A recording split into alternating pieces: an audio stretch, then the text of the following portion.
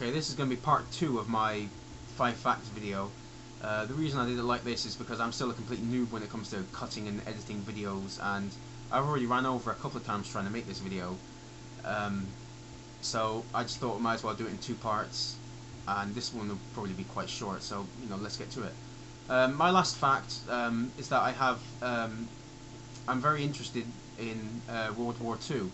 I think this started in school. I remember being taught it in history class and just sort of having an instant interest in it, and very interested in that sort of time period. And I love World War II computer games as well, like the Medal of Honor and Call of Duty games. And I just finished Wolfenstein, which was a very good game. I think part of the reason that I like these games is also because killing Nazis is rather fun.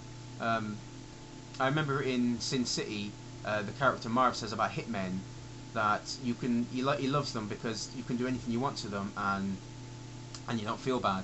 And I think that's applicable to the killing Nazis in these games as well. I think it's the only war in recent times that I can think of that I would be, completely 100% for. I mean, there was no room for diplomacy. There was no room for anything like that. I mean, war was the only answer. I mean, Hitler and his Nazi thugs. I mean, Nazi thugs. They invaded Poland and they swept into France, and they were not going to stop until they conquered the whole world.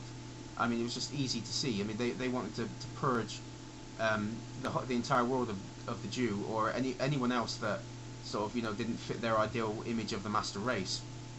And as I said, to me, war was the only option. I mean, there was no room for anything else. The only way we were going to stop them is if we were going to kill them. Even now, I find it hard to believe that this was only 70 years ago. I mean, that's such a short time in our evolutionary history and in the history of the world. And just think, it was 70 years ago that a group of people decided that another group of people were inferior, and so, decided to ship them off to camps and to systematically kill them at a rate of, thousands and thousands a day. I mean, just think of the genocide that they would have inflicted upon mankind if they won World War II. I mean, it doesn't even bear thinking about. I mean, even now that we know they killed 6 million people, and you can't even get your mind around that many lives that they killed.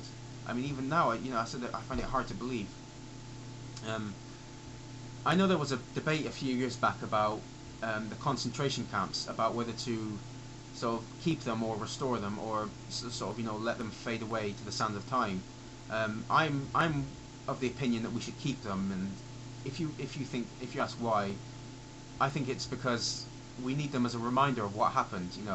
Once they're gone, once Mother Nature has taken back the land to where the concentration camps used to be, they will fade into myth and into legend, and that's happening to a certain extent now, which I'm going to talk about in a second.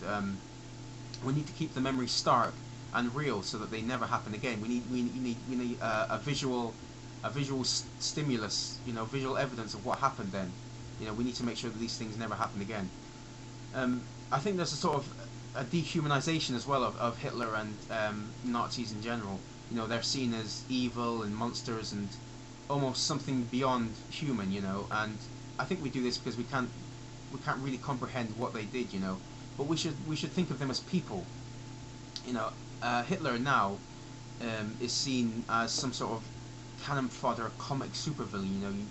Maybe he'll come on in a parody film or something, and somebody will kick him up the bum, and somebody will knock his hat off, and take the piss out of him. And, that's all well and good, but we shouldn't forget that he was an actual human being. Just like me and you and everyone else, although not quite like us, if you know what I mean. And we need to keep him out of the realm of supervillainy, if that's a word. Because we need to remember that he was a real man and he did some incredibly terrible things, and we need to make sure, as I said before, that these things never happen again. We need to keep him grounded. Just to make sure that we keep the memories alive of these terrible actions. There's not a very uppity, happy video, but I hope it was at least somewhat interesting and you enjoyed it. I'm not going to tag anyone, but if you feel you want to do this video, then post it as a video response. I hope everyone's doing well, and I'll see you next time.